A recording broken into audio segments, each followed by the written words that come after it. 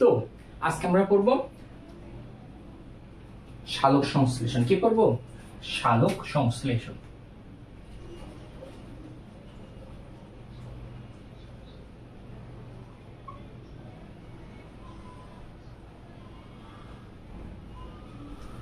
সালোক সংশ্লেষণ,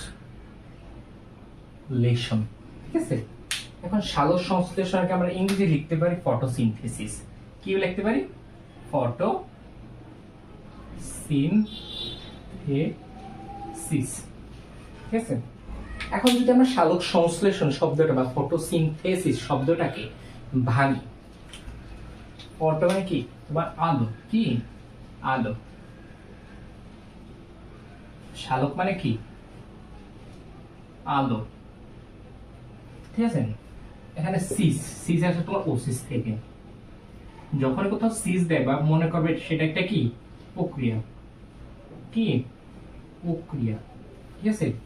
আর সিনথেস মানে এখানে কি কোনো কিছু তৈরি করা, কোনো কিছু কি তৈরি করা, ঠিক আছে। এখন দেখো কি তৈরি করে, কি তৈরি করে? অবশ্যই কি তৈরি করে? গ্লুকোজ। কি তৈরি করে?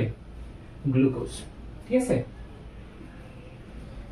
এখানে তার মানে কি আলোর সাহায্যে, দেখো তার মানে এখানে আমরা কি বুঝতে পারি? সালোক সংশ্লেষণ বা ফটোসিনথেসিস একটা কি প্রক্রিয়া।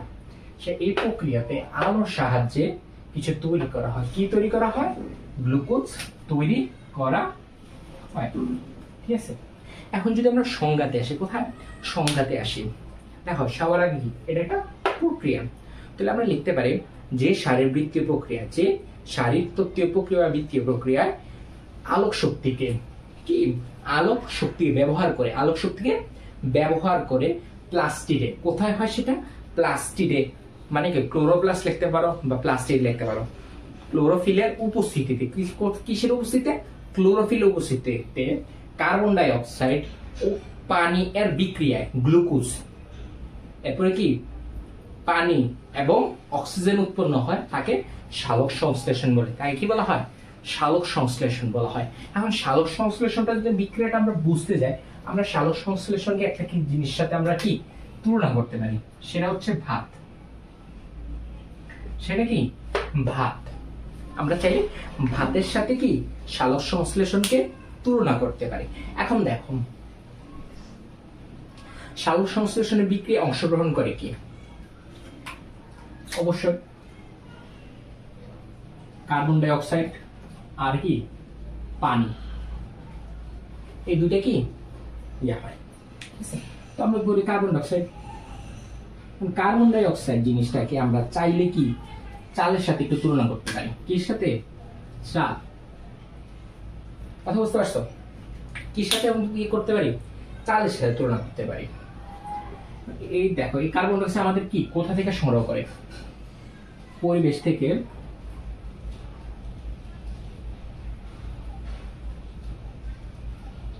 পরিবেশ থেকে সংগ্রহ করাই আমরা, ঠিক আছে। এখন দেখো কার্বন ডাই অক্সাইড হচ্ছে তোমার ইয়ার মূল জিনিস, তোমার কি একটা তোমার গ্লুকোজ তৈরির মূল জিনিস। যদি আমরা গ্লুকোজের সংখ্যা দেখো C6H12O6, একই রকম ভাবে কার্বনের 6টা কার্বন লাগে। এই কার্বনটা কি তোমার ইয়ার কার্বন, তার মানে কি গ্লুকোজ বা কার্বোহাইড্রেট তৈরি করে।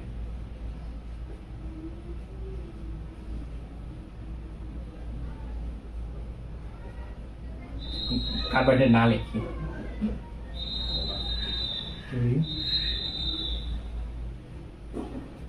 ঠিক আছে। এরপর আসি পানি। এরপর কি পানি মানে H2O। এখন H2O জিনিসটা কি? এখন দেখো তুমি কি ভাতে মার দাও না? ভাতে কি মার দেওয়ার জন্য পানি লাগে না? চাল কি পানি ছাড়া কি ভাত রান্না হয়? পানি লাগে না? অবশ্যই লাগে। এখানে কি সেটা আমরা ইয়ার সাথে তুলনা করতে পারি, ঠিক আছে। এখন সেটা কোথা থেকে সংগ্রহ করে? মাটি হতে,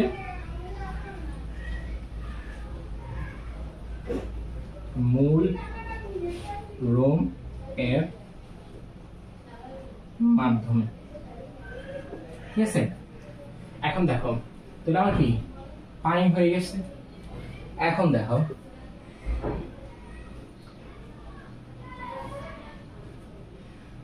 কোথায় হয় বিক্রিয়াটা? ক্লোরোফিলে হয়, ক্লোরোপ্লাস্টে হয়। কোথায় হয়? ক্লোরোপ্লাস্টে হয়। এখন দেখো ক্লোরোপ্লাস্ট,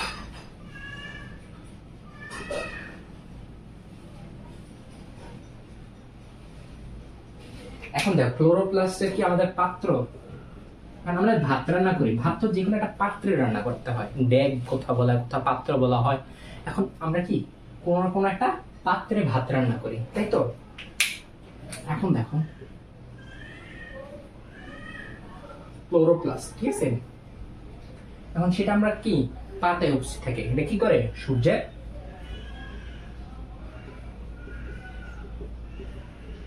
আলোক শক্তি গ্রহণ করে, কি করে আলোক শক্তি গ্রহণ করে। কথা বুঝছো? এখন দেখো এখানে কি আলো লাগে না, আলোক শক্তি লাগে না? অবশ্যই লাগে। দেখো তো আলোক শক্তি,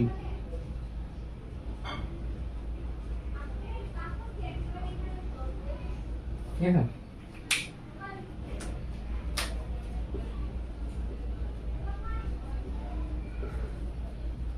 দেখো ভাত রান্না করতে কি আগুন লাগে না? লাগে তো। ভাত রান্না করতে কি আগুন লাগে। ঠিক এই আগুনটাকে আমরা কি আলোক শক্তির সাথে তুলনা করতে পারি। এটা কি শক্তির উৎস, এটা কি শক্তির উৎস। এখন দেখো ঠিক একই রকম, দেখো যেমন তোমার ক্লোরোপ্লাস্টের ভিতর আলোক শক্তি এসে পড়ে, ঠিক একই রকম ভাবে আগুন কিন্তু কি পাত্রের ভিতরে দেওয়া হয়। এই যে আমরা আগুন দেই, কিসে দেই? পাত্রের নিচে দেই না? ঠিক একই রকম ভাবে এই যে তাপটা কে গ্রহণ করে? পাত্র। ঠিক একই রকম ভাবে আলোক শক্তি কে গ্রহণ করে? ক্লোরোপ্লাস্ট, ঠিক আছে। এখন দেখো সব শেষে তুমি কি পাও? এখন দেখো প্রোডাক্ট মানে কি মেইন প্রোডাক্ট কি গ্লুকোজ, বা এখানে ভাত বলতে পারি, ঠিক আছে। এখন তো আমরা কি শুধু ভাত যখন রান্না করি শুধু ভাত পাই? ভাতের সাথে আর কিছু পাই না।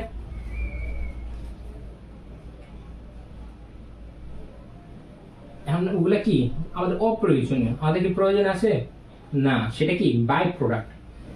ভাতের সাথে যে মার ফ্যান, তোমাদের এখানে তোমরা যেখান থেকে ভিডিও দেখো সে এক এক জায়গায় এক এক জিনিস বলা হয়, কোথাও ফ্যান বলে, কোথাও বলে কি মার বলা হয়। ওইটা ওইটা কি দেখো কি পানি এখানে পাওয়া যায় না? স্টোভ, ভাতের মার কি এটা পানি জাতীয় জিনিস না? তার মানে কি পানি। এরপরে কি পাই? কিছু অক্সিজেন পাই এখানে। ওইখানে কি কিছু পানি বাষ্পাকারে উড়ে যায় না যখন ভাত রান্না করো? বাষ্পা করে না। এখানে কি কিছু গ্যাসীয় জিনিস। দেখো ভাতের সাথে তোমার কতটুকু কি মিল আছে, সালোক সংশ্লেষণ জিনিস। একদম ভাত রান্না করা, গ্লুকোজ কি দেখো আবার তোমার ভাতও কি শর্করা, ঠিক আছে। সালোক সংশ্লেষণ ভাত রান্না কি প্রায় সেম জিনিস, ঠিক আছে। কথা বুঝতে পারছো এই জায়গাটা? এখন এই জিনিসটা বুঝলে তোমার সংজ্ঞাটা আরো বেশি ইজি হয়ে যায়। দেখো তোমাকে সংজ্ঞাটা মনে রাখার জন্য একটু কষ্ট। দেখো যে শারীরতত্ত্বীয় প্রক্রিয়া, যে কি শারীরতত্ত্বীয় প্রক্রিয়া আলোক শক্তিকে ব্যবহার করে ক্লোরোপ্লাস্টে কার্বন ডাইঅক্সাইড পানির বিক্রিয়ায় গ্লুকোজ, পানি এবং অক্সিজেন উৎপন্ন হয়, তাই কি বলা হয়? সালোক সংশ্লেষণ বলে, ঠিক আছে। এখন দেখো সালোক সংশ্লেষণ যদি বিক্রিয়াগুলো লেখে, এটা কি সালোক সংশ্লেষণের বিক্রিয়া, এটা কি সালোক সংশ্লেষণের বিক্রিয়া, ঠিক আছে। এখানে এটা কি এই যে এটা কি গ্লুকোজ, এটা কি গ্লুকোজ, ঠিক আছে। এখন দেখো এই শব্দ মনে রাখবা, কবি পাজি, মনে রাখবা সব সময়। কার্বনের বিজারণ আর কি পানির জারণ। সালোক সংশ্লেষণের যে বিক্রিয়া ঘটে এখানে তোমার কার্বনের বিজারণ ঘটে, এই জন্য কো কার্বন বি বিজারণ। এই যে বিক্রিয়াতে কার্বনের কি ঘটে? বিজারণ ঘটে। আর তোমার পানির জারণ ঘটে, পতে পানি যতে জারণ। এই জন্য কবি পাজি। কে পাজি? কবি পাজি। কথা বুঝতে পারছো? আন্ডারস্ট্যান্ড? তার মানে কি, সালোক সংশ্লেষণ বিক্রিয়া কার্বনের বিজারণ ঘটে আর পানির জারণ ঘটে। এটা যদি কোনো কারণে তোমার প্রশ্ন অ্যাডভান্স করে তাহলে এমসিকিউতে দিয়ে দিতে পারে। কথা বুঝতে পারছো? আমরা এখন কি পড়ছিলাম? সালোক সংশ্লেষণের সংজ্ঞা পড়ছিলাম, ঠিক আছে? এখন আমরা পুরো সালোক সংশ্লেষণ কোথায় হয় এখন দেখো। ধরো এটা কি একটা গাছ, ঠিক আছে? এখন গাছে কি পাতা থাকে না?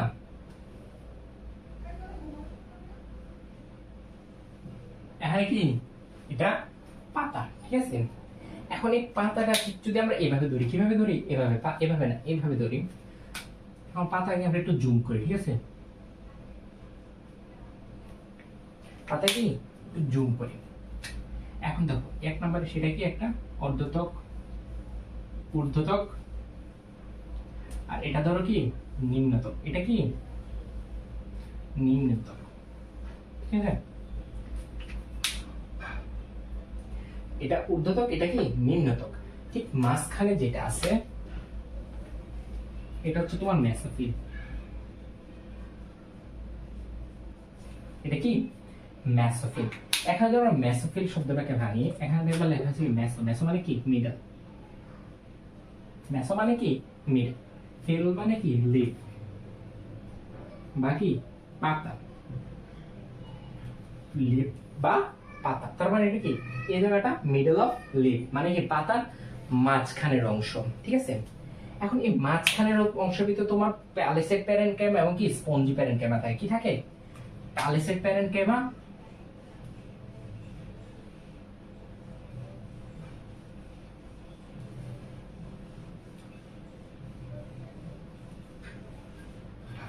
আর কি থাকে?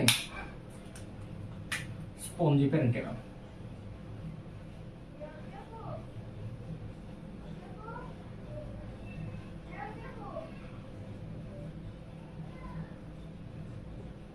এটা পুরোটা ভিতরে থাকে।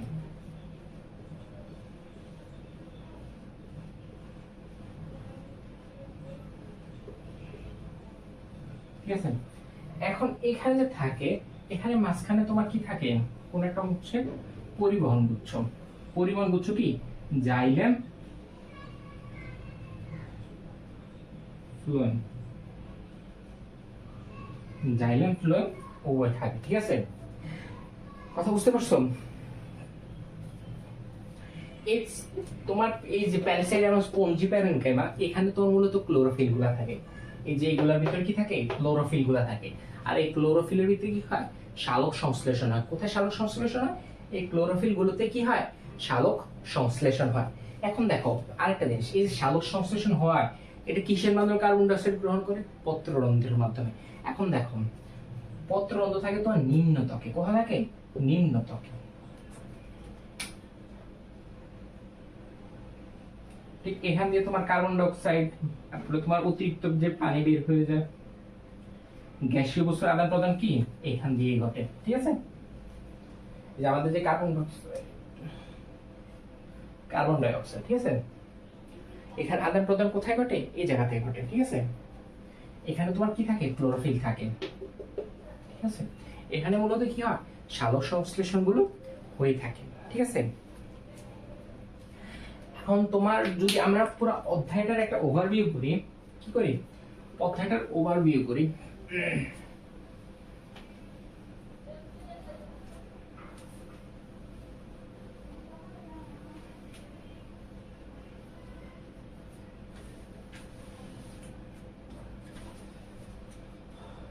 ধর এটা আমাদের একটা কি, এটা পুরোটা আমাদের কি কোষ। কোষের মধ্যে কি থাকে? ক্লোরোপ্লাস্ট থাকে, ঠিক আছে? ক্লোরোপ্লাস্ট থেকে কি হয়? গ্লুকোজ চলে আসে, উৎপাদন হওয়ার পরে বাইরে আসে। এখানে কি হয়? গ্লুকোজ উৎপাদন হয়। এই যে এখানে যে থাইলাকয়েড, এখানে হয় আলোক নির্ভর পর্যায় এই যে এখানে ম্যাট্রিক্স, এখানে তো হয় কি আলোক অন্ধকার পর্যায়ে, এখান থেকে ধরুন স্ট্রোমাতে অন্ধকার পর্যায়ের পর গ্লুকোজটা কি হয়, বের হয়ে যায়। আমরা পড়বো আলোক পর্যায়ে পড়বো, অন্ধকার পর্যায়ে পড়বো, সামনের দিকে আসবো, ঠিক আছে।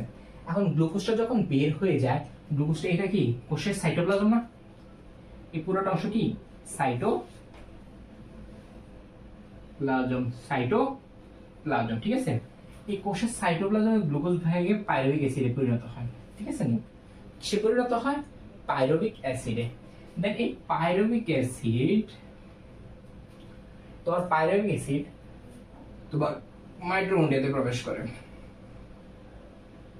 ঠিক আছে। এই পাইরুভিক অ্যাসিড কোথায় প্রবেশ করে, মাইটোকন্ড্রিয়াতে প্রবেশ করে তোমার অ্যাসিটাইল কোয়ে পরিণত হয়। কিসে পরিণত হয়, অ্যাসিটাইল কোয়েতে পরিণত হয়। দেন তোমার এখানে আবার ক্র্যাফট চক্র ঘটে। কি ঘটে এখানে, ক্র্যাফট চক্র ঘটে। এই ক্র্যাফট চক্র ঘটে তোমার এখানে তোমার উৎপাদন হয় NADH2 FADH2 এরপর GTP অথবা ATP। প্রাণীর ক্ষেত্রে GTP উৎপাদন হয় আর উদ্ভিদের ক্ষেত্রে ATP উৎপাদন হয়। এখানে কি হয় যে এগুলো উৎপাদন হওয়ার পরে এখানে এসে তোমার ATP তৈরি হয়। এখানে কি হয়, ইলেকট্রন ট্রান্সপোর্ট সিস্টেম হয়, হওয়ার পরে এই যে এইগুলা আছে না, এগুলা থেকে এটিপি উৎপাদন হয় এই যে ইলেকট্রন ট্রান্সপোর্ট সিস্টেমে। কথা বুঝতে পারছো? তার মানে কি, এই যে এখানে তোমার এই যে ক্র্যাফট চক্র হওয়ার পর, এই ক্র্যাফট চক্র হওয়ার পর যা উৎপাদন হয় তা কি ইলেকট্রন ট্রান্সপোর্ট সিস্টেমে যখন চেনে আসে, ব্যাস অক্সিজেন আছে, ইলেকট্রন ট্রান্সপোর্ট সিনথেসিস আছে, এগুলো হওয়ার মাধ্যমে কি হয়, এই যে এগুলা থেকে এটিপি তৈরি হয়। কথা বুঝছেন? এই পুরা যত প্রসেস আছে এখানে যা যা আমি বললাম, এর জন্য যা যা প্রসেস আছে সবকিছু আমরা কি শিখবো, সবকিছু কি আমরা শিখবো সামনে দিয়ে ধীরে ধীরে, ঠিক আছে। এখন দেখো তোমাদের একটা প্রশ্ন আসে তোমার কেনা বলেছে কি 2 নাম্বার জন্য প্রায় প্রশ্ন আছে, জলজ উদ্ভিদে সালোক সংশ্লেষণের হার কেন বেশি? জলজ উদ্ভিদে সালোক সংশ্লেষণের হার কি থেকে, স্থলজ উদ্ভিদের থেকে কেন বেশি? এখন এই প্রশ্নের উত্তরটা কি দেখো, তোমার জলজ উদ্ভিদে কার্বন ডাই অক্সাইডের হার হচ্ছে 0.3%, জলজ উদ্ভিদে কার্বন ডাই অক্সাইড কি 0.3%, আর তোমার স্থলজ উদ্ভিদে মানে কি হচ্ছে সেটা 0.03%। এখন দেখো আমি ওই যে বলছিলাম চাল কি কার্বন ডাই অক্সাইড, এখন যেখানে তোমার যদি চাল বেশি দাও তাহলে কি উৎপাদন হবে বেশি, ভাত উৎপাদন হবে বেশি। তার মানে কি এখন আমার যত বেশি চাল তত বেশি ভাত, নাকি আমরা যদি চালের ভিতরে আমরা ওই যে পানি বেশি দেই মার উৎপাদন হয় বেশি, তাহলে আমরা ভাত বেশি পাবো না। আমাদের কি যত বেশি কার্বন ডাই অক্সাইড তত বেশি কি গ্লুকোজ, মানে কি যত বেশি চাল তত বেশি ভাত, ঠিক আছে। এখানে কি পানিতে দেখো 0.3%, আর স্থলজ মানে কি বায়ুতে কতটুকু 0.03%। 0.03% না বেশি বড় নাকি 0.3% বড়? অবশ্য 0.3% বড়। তাহলে কি এখানে যেহেতু তোমার জলজ পানির ভিতরে দ্রবীভূত কার্বন ডাই অক্সাইডের পরিমাণ বেশি, এই জন্য জলজ উদ্ভিদে কি হয় সালোক সংশ্লেষণের হার বেশি। জিনিসটা বুঝে লিখতে পারবা কিনা বলো?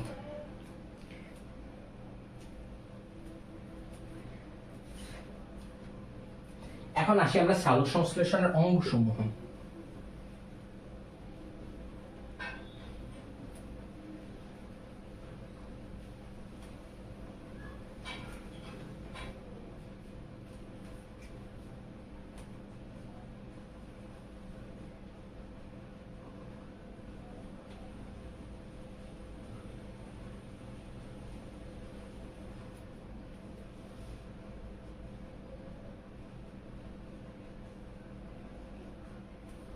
সালোক সংশ্লেষণের অঙ্গসমূহ। কারণ সালোক সংশ্লেষণ কোথায় কোথায় ঘটে? সবার আগে পাতা সবুজ অংশে, পাতার সবুজ অংশে কোথায় ঘটে? পাতার সবুজ অংশে। এরপরে কি উদ্ভিদের সবুজ কাণ্ডে। কোথায়? উদ্ভিদের সবুজ কাণ্ডে। দেখো যখন সবুজ কোন জায়গায়, তার মানে ওইখানে ক্লোরোফিল উপস্থিত আছে। আর যদি ক্লোরোফিল উপস্থিত থাকে তাহলে অবশ্যই কি হবে, সালোক সংশ্লেষণ হবে। এরপর আসে ফুলের বৃতি অঙ্গ।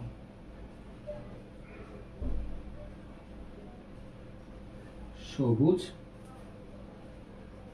বৃতি, দেখো ফুলের সবুজ বৃতি, ফুলের নিচে যে সবুজ বৃতি থাকে বেশিরভাগ ক্ষেত্রে নিচের দিকে, ওই বৃতির ভিতরে ক্লোরোফিল থাকে। কি থাকে?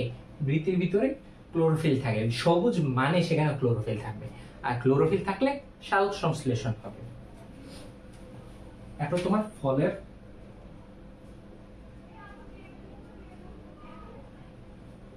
সবুজ ত্বক, যেমন ধরো কাঁচা আম, গ্রিন অ্যাপেল, আর কি বরুই, পেয়ারা, এগুলো কি সবুজ না?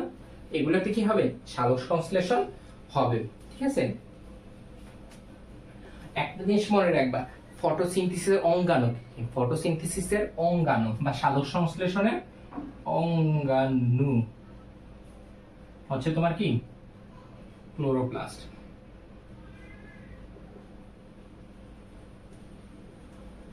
সালোক সংশ্লেষণের অঙ্গাণু হচ্ছে ক্লোরোপ্লাস্ট। ঠিক আছে, আর ফটোসিনথেসিস স্থান হচ্ছে তোমার ক্লোরোপ্লাস্টের থাইলাকয়েড, আর ফটোসিনথেসিস স্থান হচ্ছে কি, থাইলাকয়েড। ঠিক আছে, ফটোসিনথেসিসের অঙ্গাণু হচ্ছে ক্লোরোপ্লাস্ট, আর স্থান হচ্ছে কি, ক্লোরোপ্লাস্টের থাইলাকয়েড। ঠিক আছে।